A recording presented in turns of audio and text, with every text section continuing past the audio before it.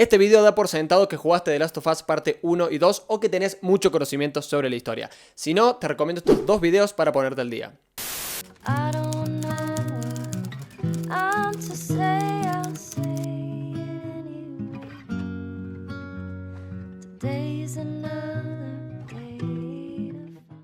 La supervivencia es un tema bastante común en los videojuegos, desde muchos puntos de vista. Tenemos juegos como Valheim o Subnautica que nos ponen en situaciones extremas y nos lanzan al mundo desnudos y sin nada, para que encontremos la forma de mantenernos con vida. Son juegos cuyas mecánicas esenciales están diseñadas desde la idea de sobrevivir. Estamos literalmente en bolas. Pero también tenemos juegos como Metro o This War of Mine, cuyas historias y narrativas se enfocan en la lucha del ser humano por mantenerse con vida desde una perspectiva más psicológica y filosófica. La trama de estos juegos gira en torno a las acciones y decisiones que los personajes y nosotros como jugadores tenemos que tomar en situaciones extremas de supervivencia. Todos, tanto los primeros que mencioné como estos, nos enfrentan ante la pregunta de ¿qué estarías dispuesto a hacer para sobrevivir? ¿Cruzar a esa isla en Valheim y arriesgarte a que unos mosquitos mutantes te maten y que pierdas todo el progreso? ¿O dejar que alguien muera en This War of Mine por no querer gastar preciados recursos? The Last of Us, un título que quizás conozcan, también hace esta pregunta, pero la ahonda un poco más planteándonos dos nuevas interrogantes. Primero, ¿qué estarías dispuesto a hacer para defender y mantener con vida a alguien que amás? Y segundo, ¿cuáles son los límites morales en la búsqueda por esa supervivencia? Como ya saben, el mundo de The Last of Us se descontrola debido a un hongo llamado Cordyceps que convierte a las personas en esto. Pero tanto la parte 1 como la parte 2 del juego tienen un particular enfoque respecto a la fuente de la maldad que ha destruido su mundo. Sí, ambos hacen foco en el rol crucial que han tenido los infectados, pero también nos muestran los oscuros rincones a los que pueden llegar las personas a las que en contextos normales consideraríamos buenas, concluyendo ambos juegos con un ambiguo mensaje que sugiere que quizás el peor mal que acosa al mundo no es necesariamente el Cordyceps. ¿Hasta dónde la supervivencia que adoptan los personajes en ambos juegos para hacerle frente a la catástrofe no se vuelve peor que la infección misma? ¿Cuál es la verdadera naturaleza entonces del mal que le impide a la humanidad salir a flote? ¿Son efectivamente los infectados? ¿Es el Cordyceps? ¿Fueron las luciérnagas? ¿Fue Joel? ¿Abby? Bueno, acompáñenme a averiguarlo. Pero antes quiero contarles que este video está patrocinado por ti. Sí, vos, si te gusta mi contenido y también te gusta que coma, considera apoyarme en Patreon. Cualquier contribución es bienvenida, pero si aportás con $5 o más, podés elegir y votar el tema de un video para cada mes, además de acceder a varios otros beneficios. Muchas gracias y seguimos con el video.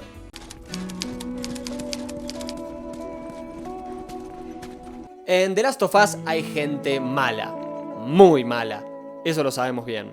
Tenemos gente que caza y come humanos, como la facción de David en la parte 1, gente que los esclaviza por diversión, como la tribu que secuestra a Abby en la parte 2, grupos terroristas que intentan ganar poder, saqueadores que asesinan y roban a otros y de los cuales el mismo Joel fue miembro en algún momento. Sí, aunque a muchos nos cueste aceptarlo. Sobrevivir es la urgencia principal en The Last of Us y cada personaje, tribu o grupo encuentra su forma de hacerlo a través de lo que llamamos la ley de la selva, comer o ser comido. Esta regla o filosofía de vida simplemente se rige por la necesidad del momento y no hay una evaluación demasiado objetiva de la situación. Tiene que ver con una absoluta suspensión de cualquier consideración para otro ser humano en pos de protegerse a uno mismo y a los suyos. Al punto tal que si veo un hombre con una niña que tienen un pedazo de comida que yo quiero, nada me va a impedir reventarles la cabeza de un tiro y robarle la comida, porque bajo esta lógica de la supervivencia, cualquier cosa que haga que me mantenga con vida es justificable. Entonces, ¿cómo está definido el mal y el bien bajo esta concepción? Al no haber un estándar de valor ni un estado de derecho que garantice protección, las personas están literalmente a merced unos de otros. Y bajo la lógica de la supervivencia, no hay tal cosa como una ética o un código de valores. Es decir, el valor es sobrevivir, pero a costa de todo. Quizás en este contexto la única ética sea proteger a los tuyos, pero es difícil confiar en una persona que es capaz de matar a un inocente para robarle un pedazo pedazo de comida. Por otra parte, tenemos a los infectados, seres absolutamente corrompidos cuyas mentes funcionan como la de un animal. Son incapaces de razonar y se mueven solo por el instinto de asesinar. Es difícil considerarlos una entidad malvada. Sería como decir que un león es malvado por querer alimentarse de un ciervo. Son más una entidad cuya naturaleza colisiona directamente con la del ser humano y por ende este tiene que eliminarlo si quiere vivir. Un conflicto de intereses. Pero lo curioso es que es esta infección y este ser el que desata el verdadero mal que, según este juego, ciñe a los seres humanos y los enfrenta con su peor enemigo: ellos mismos. The Last of Us no tiene ningún tapujo en decir abiertamente: el problema son las personas. Cualquiera que haga una lectura rápida lo puede notar, pero lo brillante del juego son las diferentes formas en que esto es presentado, los distintos detalles en su narrativa que nos indican que la humanidad podría enfrentar mucho mejor esta crisis. Pero no lo hacen porque en el fondo la mayoría lo único que quiere es una oportunidad para ejercer poder y dominio sobre los demás. Fijémonos por ejemplo cómo nos muestran que en Jackson, el pueblo donde vive Tommy, el hermano de Joel, y donde eventualmente él y Ellie se van a vivir en la parte 2, la gente puede seguir viviendo casi normalmente. Solo tuvieron que trabajar en equipo y adaptarse a las nuevas circunstancias. Tuvieron que cooperar para crear esa sociedad y lograron construir una ciudad que, aún en el caos en que se encuentra el mundo frente a una infección que no para de expandirse, guarda muchas semejanzas con lo que era una ciudad en el pasado y les permite vivir en condiciones muy superiores al resto de los seres humanos. No es el objetivo de este video entrar a discutir si esto es real o no, o si es algo irreal forzado para dar un mensaje político, como hicieron en la serie básicamente. This is the commune. We're communists. No, por favor. El punto es que en este contexto en particular y en este apocalipsis zombies en particular, eso funciona y bueno, mi análisis se va a centrar en eso. Los habitantes de Jackson son casi la única tribu que sobrevive de la producción propia, de la división del trabajo, de la cooperación voluntaria y el deseo de progreso, mientras que el resto de los seres humanos tienen que mantenerse a base de saquear y ser crueles con otros. Unos producen, otros saquean. El grueso de la humanidad es despreciable. Bastó una crisis mundial para revelar cuán oscuro es, según este juego, el ser humano. Repito, clanes como el de David, los cazadores, los esclavistas, incluso los que no son tan sádicos como los lobos o los serafitas, todos son cuestionables y sobreviven en base a guerras y a intentar someter de alguna u otra forma a los demás comunidades. Por otra parte, se nos muestra también el violento y despiadado accionar del ejército, con una reacción absolutamente fascista para con las personas, como ocurre por ejemplo con Sarah, la hija de Joel. Lo mismo pasa con las luciérnagas, quienes claramente son también un grupo terrorista que lo que busca es imponer sus ideas y son capaces de llegar a cualquier extremo, con tal de que se haga lo que ellos dicen, incluso sacrificar a una niña pequeña. Todos nos dimos cuenta del obvio propósito que le iban a dar esa vacuna. Con una ligerísima motivación por querer salvar a la humanidad, la vacuna se habría convertido en un arma política que les habría dado el poder de controlar a la población a gusto y semejanza. Y sí, se puede argumentar quizás que son situaciones desesperadas, entonces bueno, las personas actúan así, pero no. The Last of Us nos muestra cómo la gente aprovecha cualquier mínima oportunidad para ejercer dominio sobre los demás. Cuando las reglas son rotas por una fuerza mayor, nadie se empecina en este mundo por seguirlas. La moralidad, la ética en The Last of Us existía porque era impuesta por un estado de derecho. Cuando ese estado quebró frente a la infección del Cordyceps, también se quebró la hermandad y el espíritu humano, dejando salir el lado más retorcido de nuestra especie. Repito, no estoy diciendo que esta sea mi postura sobre la naturaleza del ser humano, ni que tampoco esta sea la postura correcta. Pero esto es una obra de arte y como tal, retrata y expresa una visión del ser humano y del mundo, y lo único que yo estoy haciendo es evidenciarla y tratando de analizarla.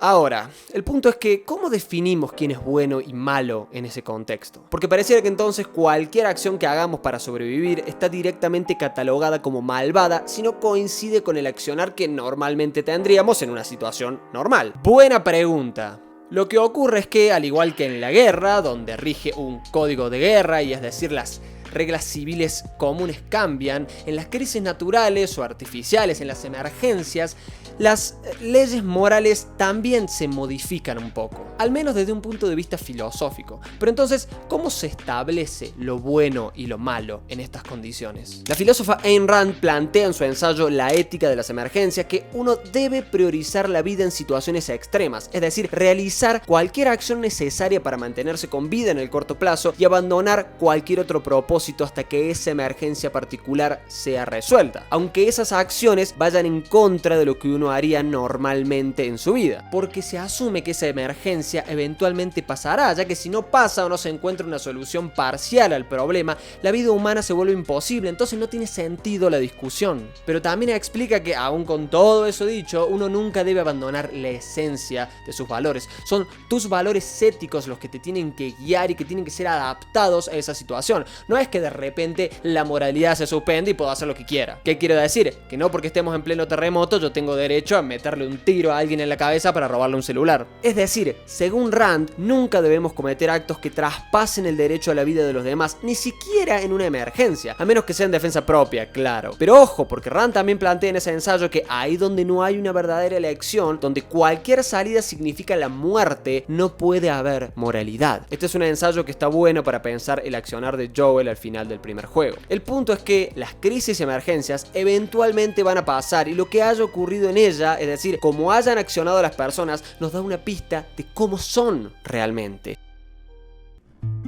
Esa lógica de supervivencia a la que se apegan los personajes en The Last of Us proyecta el claro mensaje de que todos somos una basura y solo necesitamos el más mínimo y ligero empujón para empezar a matarnos entre todos. El juego es bastante desesperanzador en ambos títulos y quiere que saques el foco de la creación de una vacuna, porque no hay una vacuna que arregle el espíritu corrompido de los seres humanos. O si no, piénsenlo así, ¿qué pasaría si se creara una vacuna? De repente todos los David y cazadores de ese mundo simplemente volverían a llevar sus vidas normales como hace 20 años. ¿Todo el mundo olvidaría la masacre que hizo Joel y a los esclavistas que secuestraron a Abby? O peor aún, ¿ustedes piensan que ellos quieren volver a vivir en un mundo donde no pueden hacer eso? Estos tipos están en su salsa haciendo lo que siempre quisieron hacer en el fondo, ejercer dominio por sobre los demás sin consecuencias. Una vacuna fabricada por Marlene solo hubiera desatado la dictadura de las luciérnagas.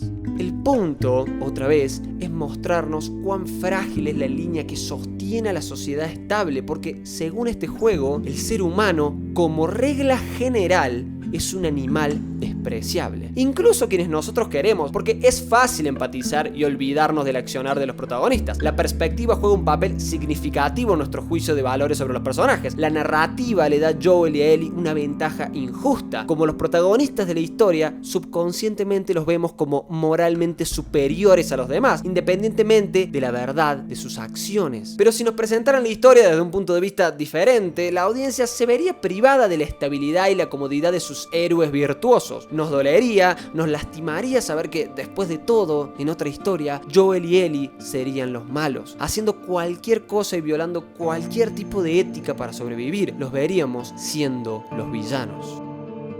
Pero eso es lo que pasa en la parte 2 y que todo el mundo se queja.